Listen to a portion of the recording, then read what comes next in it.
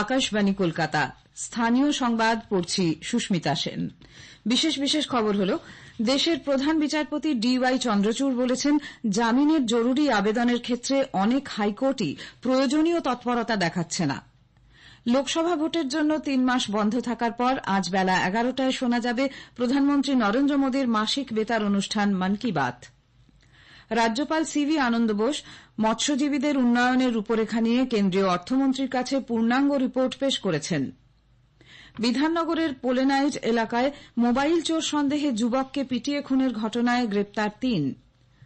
Bharat T20 বিশ্বকাপ ক্রিকেটে champion হওয়ায় উৎসবে মেতেছেন সাধারণ মানুষ। আসছি বিস্তারিত খবরে। জামিনের জরুরি আবেদনের ক্ষেত্রে অনেক হাইকোর্ট প্রয়োজনীয় তৎপরতা দেখাচ্ছে না বলে সুপ্রিম কোর্টের প্রধান বিচারপতি DY চন্দ্রচূড় মন্তব্য করেছেন।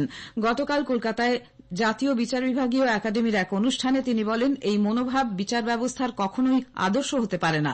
বিচারকরা মানুষের সেবক এবং সমাজকে সঙ্গে নিয়ে সংবিধানের কথা মাথায় রেখে বিচার করতে হবে বলে প্রধান বিচারপতি জানিয়েছেন।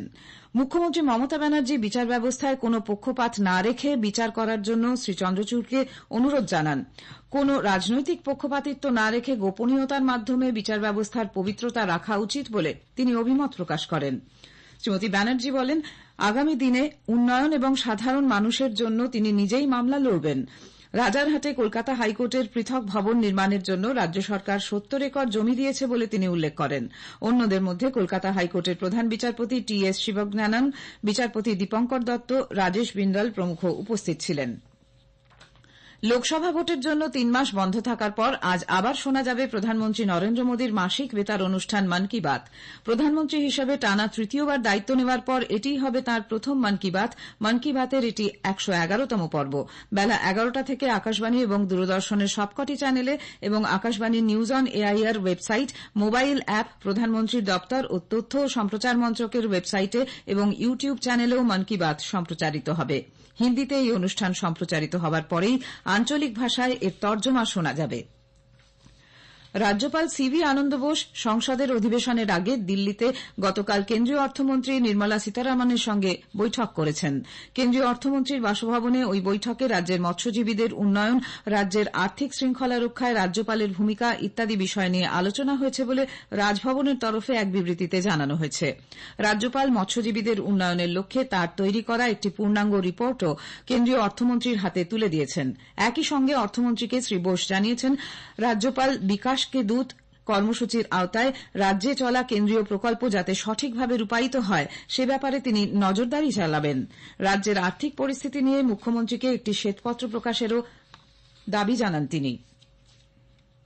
ত্রিস্তরীয় পঞ্চায়েত ব্যবস্থাকে দুর্নীতিমুক্ত করতে বদলি নীতি কঠোরভাবে বলবৎ করার সিদ্ধান্ত নেওয়া হয়েছে। 3 বছরের বেশি কোনো কর্মীকে একই গ্রাম পঞ্চায়েত বা পঞ্চায়েত সমিতিতে না রাখার এই নীতি কঠোরভাবে কার্যকর করার জন্য রাজ্য সরকার নির্দেশ দিয়েছে।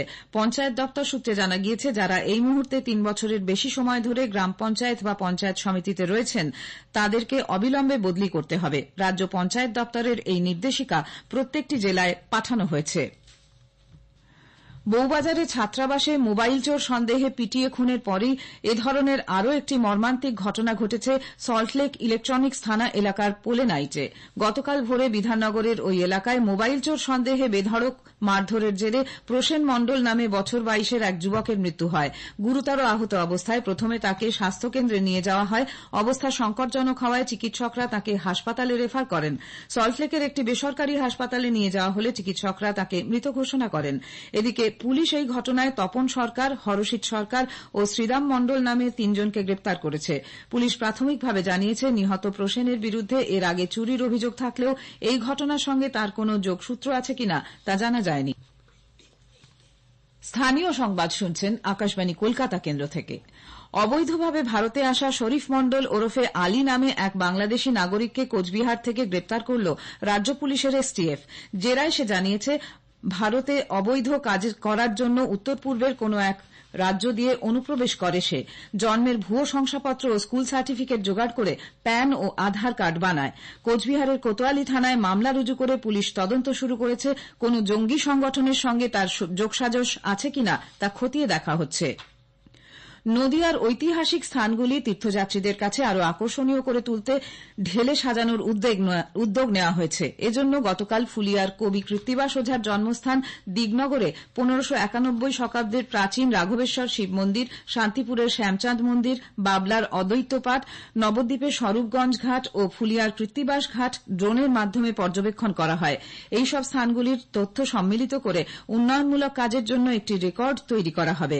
রানাঘাটের সাংসদ জগন্নাথ সরকার এদিন এই সব স্থানগুলি পরিদর্শন করেন। ওয়েস্টবেঙ্গল ডক্টর্স ফোরামের পক্ষ থেকে একটি প্রতিনিধি দল গতকাল চিকিৎসক অনির্বাণ দত্তের মৃত্যুর তদন্তের দাবিতে বহরমপুর যান। তাদের সঙ্গে ছিলেন আইনজীবী পার্থপ্রতিম বিশ্বাস। ফোরামের সদস্যরা প্রথমে লীলা হাসপাতালে যান। সেখানেই মৃত অনির্বাণকে প্রথমে নিয়ে যাওয়া হয়েছিল। সেখানকার আধিকারিকদের সঙ্গে কথাবার্তার পর ফোরামের কয়েকজন সদস্য অনির্বাণের শ্বশুর বাড়িতে যান। এরপর তারা ডেপুটি CMOH 1-এর সঙ্গে কথা বলে ডেপুটেশন জমা দেন। এরপর পুলিশ সুপারের অফিসে গিয়েও ডেপুটেশন দেওয়া হয়। উল্লেখ্য, কোভিডের সময় গান গেয়ে খ্যাত মুর্শিদাবাদ মেডিকেল কলেজের এই চিকিৎসক অতি সম্প্রতি প্রয়াত হন। তার এই মৃত্যু স্বাভাবিক নয় বলে অনির্বাণের প্রথম স্ত্রী ও নিকটজনেদের অভিযোগ। 4 দিনের সিবিআই হেফাজত শেষে কয়লা কাণ্ডে ধৃত ECL এর প্রাক্তন আধিকারিক অমিত কুমার ধর, 2 কয়লা কারবারি সীমন্ত ঠাকুর এবং বিদ্যাসাগর দাসকে গতকাল ফের আসানসোল সিবিআই আদালতে পেশ করা হয়। তবে এদিন ধৃত 3 জনের আইনজীবী জামিনের কোনো আবেদন জানাননি। বিশেষ আদালতের বিচারক রাজেশ চক্রবর্তী তাদের বিচার বিভাগীয় হেফাজতে পাঠিয়ে আগামী 3 তারিখ ফের আদালতে পেশের নির্দেশ দিয়েছেন। বিদ্যুৎ সরবরাহ লাইনের কাজ করতে গিয়ে বিদ্যুৎস্পৃষ্ট হয়ে গুরুতর আহত হয়েছেন রাজ্য বিদ্যুৎ বন্টন কোম্পানির এক কর্মী। পুরুলিয়ায় বলরামপুর শহরের বাসস্ট্যান্ড এলাকায় একটি বাড়িতে বিদ্যুৎ সংযোগের লাইন মেরামত করতে বিদ্যুৎ সরবরাহ খুঁটিতে ওঠেন বলরামপুর বিদ্যুৎ দপ্তরের কর্মী দুর্যোধন মাহাতো। কিছুক্ষণ বাদে বিদ্যুৎস্পৃষ্ট হয়ে খুঁটির তারের ফাঁসে আটকে তিনি ঝুলে পড়েন। স্থানীয় লোকজন, বিদ্যুৎ দপ্তরের কর্মী ও বলরামপুর থানার এক পুলিশ আধিকারিক সঙ্গে সঙ্গেই তাঁকে উদ্ধারের জন্য ঝাঁপিয়ে পড়েন। উদ্ধার করে তাঁকে প্রথমে স্থানীয় হাসপাতালে এবং সেখান থেকে পুরুলিয়া সদর হাসপাতালে নিয়ে যাওয়া হয়। এদিকে বলরামপুর বিদ্যুৎ দপ্তরের স্টেশন ম্যানেজার শিশির কুমার দাস জানান, উনি ব্যক্তিগতভাবে কাজ করতে গিয়েই ঘটনাটি ঘটিয়েছেন। এক্ষেত্রে বিদ্যুৎ দপ্তরের কোনো দায়িত্ব নেই। স্থানীয় এক ব্যক্তির ইনভার্টার থেকে ব্যাকফিট কারেন্ট আসায় বিদ্যুৎস্পৃষ্ট হওয়ার ঘটনাটি ঘটেছে। দপ্তরের তরফে ঘটনার বিষয়ে তদন্ত করা হবে বলে জানান তিনি। বঙ্গোপসাগরে নিম্নচাপের প্রভাবে আজও দক্ষিণবঙ্গের বিভিন্ন জেলায় বৃষ্টি হবে বলে আলিপুর আবহাওয়া দপ্তর জানিয়েছে। গতকাল নিম্নচাপটি ওড়িশা, পশ্চিমবঙ্গ উপকূল সংলগ্ন উত্তর পশ্চিম বঙ্গোপসাগরে অবস্থান করছিল। এর জেরে আজ 2 বর্ধমান, মুর্শিদাবাদ এবং বীরভূমে ভারী বৃষ্টি হতে পারে। কলকাতায় গতকাল দিনের সর্বোচ্চ তাপমাত্রা ছিল 31.6 ডিগ্রি সেলসিয়াস, যা স্বাভাবিকের চেয়ে 1.3 ডিগ্রি কম। আজ সর্বনিম্ন তাপমাত্রা রেকর্ড করা হয় 27 ডিগ্রি সেলসিয়াস, স্বাভাবিকের থেকে 0.3 ডিগ্রি বেশি। আবহাওয়া দপ্তর থেকে সতর্কতা জারি করে বলা হয়েছে, উপকূল বরাবর 40 থেকে 50 কিলোমিটার প্রতি ঘণ্টা বেগে ঝোড়ো হাওয়া বইতে পারে। সমুদ্র উত্তাল হয়ে ওঠার সম্ভাবনা রয়েছে। মৎস্যজীবীদের আজ সমুদ্রে যেতে নিষেধ করা হয়েছে। ভারত T20 বিশ্বকাপ চ্যাম্পিয়ন হওয়ায় উৎসবে মেতেছেন সাধারণ মানুষ। আমাদের ক্রীড়া প্রতিনিধির একটি প্রতিবেদন। ভারত আবার বিশ্বসেরা। 17 বছর পর T20 ক্রিকেটে চ্যাম্পিয়ন ভারত। গতরাতে ক্যারিবিয়ান দ্বীপপুঞ্জে দক্ষিণ আফ্রিকাকে হারানোর পর এলো সেই মহেন্দ্রক্ষণ। কাপ জয়ের আবেগে চোখের জল ধরে রাখতে পারেননি অধিনায়ক রোহিত শর্মা সহ দলের সব ক্রিকেটাররাই। ভারতীয় দলের এই ঐতিহাসিক জয়ের সাক্ষী থাকার পর রাস্তায় নেমে আনন্দে মেতে ওঠেন সাধারণ মানুষ। ফাইনালে কোহলির সংযমী 76 রানের ইনিংসের সৌজন্যেই 11 বছর পর ICC ট্রফি উঠেছে রোহিতের হাতে। সেই স্মরণীয় মুহূর্তে বিশ্ব ক্রিকেটের 2 মহাতারকা রোহিত ও বিরাট আন্তর্জাতিক T20 ক্রিকেটকে বিদায় জানিয়েছেন।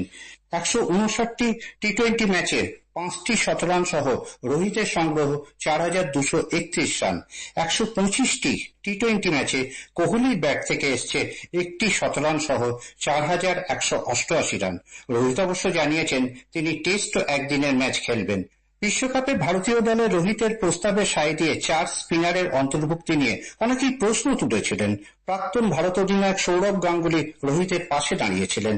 ফাইনালে পেসারদের দাপট থাকলেও গোটা টুর্নামেন্টে স্পিনাররা 19টি উইকেট নিয়ে ভারতের কাপ জয়ে বড় ভূমিকা নিয়েছেন। পুরস্কার বিতরণের ঠিক পরেই বিরাট কোহলি কোচ রাহুল দ্রাবিড়ের হাতে বিশ্বকাপ ট্রফি তুলে দেন। সেই আবেগঘন মুহূর্তটি ভারতীয় ক্রিকেটে চিরস্মরণীয় হয়ে থাকবে। খেলোয়াড়ি জীবনে বিশ্বকাপ হাতে তুলতে না পারার আক্ষেপ কোচ হিসেবে বিদায়ী ম্যাচে মেটালেন রাহুল দ্রাবিড়। অরিজিৎ দত্ত, আকাশবাণী সংবাদ, কলকাতা। শেষ করার আগে স্থানীয় সংবাদের বিশেষ কিছু অংশ আরেকবার। দেশের প্রধান বিচারপতি DY চন্দ্রচূড় বলেছেন, জামিনের জরুরি আবেদনের ক্ষেত্রে অনেক হাইকোর্টই প্রয়োজনীয় তৎপরতা দেখাচ্ছে না। লোকসভা ভোটের জন্য 3 মাস বন্ধ থাকার পর আজ বেলা 11টায় শোনা যাবে প্রধানমন্ত্রী নরেন্দ্র মোদীর মাসিক বেতার অনুষ্ঠান মন কি বাত। স্থানীয় সংবাদ শেষ হলো।